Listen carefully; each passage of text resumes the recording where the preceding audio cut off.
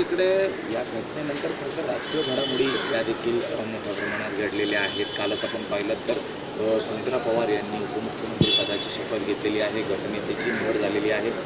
तरी सर्व स्तरावरती ताईंनी खूप घाई केली या सगळ्या गोष्टींसाठी, अशी एक भावना या ठिकाणी उमटताना पाहायला मिळत आहे. राजकीय घडामोडीवर मी काय खूप जास्त भाष्य करणार नाही. आम्ही सर्वजण दुःखात आहोत.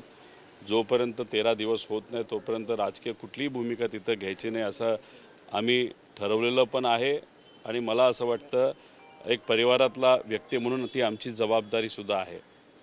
काल सुनेत्रा काकींनी वहिनींनी महाराष्ट्राच्या पहिल्या उपमुख्यमंत्री म्हणून त्यांनी शपथ घेतली, याचा आनंद आहे. पण दुःखात असल्यामुळे शुभेच्छा आणि अभिनंदन हे करता येणार नाही. जसे 13 दिवस संपतील तसं आम्ही स्वतः त्यांना भेटू, त्यांचं अभिनंदन त्या ठिकाणी करू. शेवटी त्यांच्या पक्षाने घेतलेला तो निर्णय आहे. सुनेत्रा वहिनींच्या बाबतीत बोलायचं झालं तर सामाजिक क्षेत्रामध्ये त्या अनेक वर्षांपासून सक्रिय आहेत, पण राजकीय क्षेत्रामध्ये त्या तेवढ्या सक्रिय नव्हत्या. पहिलीच जबाबदारी त्यांच्या खांद्यावर एक दुर्दैवी घटना घडल्यानंतर दादांनंतर ती त्यांच्या खांद्यावर आलेली आहे. दादांची जागा कुणीच घेऊ शकत नाही हे सगळ्यांना तिथं माहिती आहे.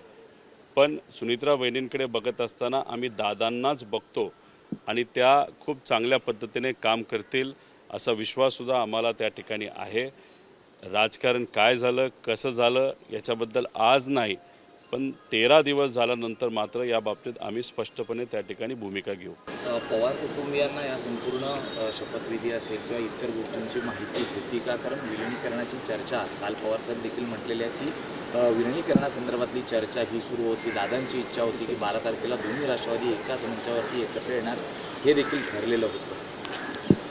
त्या पूर्ण प्रक्रियेमध्ये गेल्या 3 ते 3.5 महिन्यामध्ये मी स्वतः होतो. अनेक वेळा दादांना मी भेटलो होतो. दादांबरोबर काय संभाषण झालं कसं झालं हे आज या ठिकाणी मी सांगणार नाही. 13 दिवस होऊ द्या, या बाबतीत मी स्पष्टपणे त्या ठिकाणी सांगेल. धन्यवाद.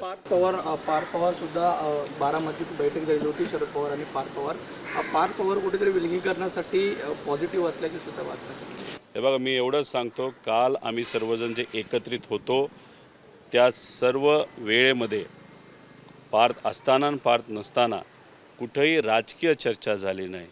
आम्ही सर्वजण दुःखात आहोत. कौटुंबिक चर्चा झाली, बाकी दुसरी कुठलीही चर्चा ही काल झाली नाही.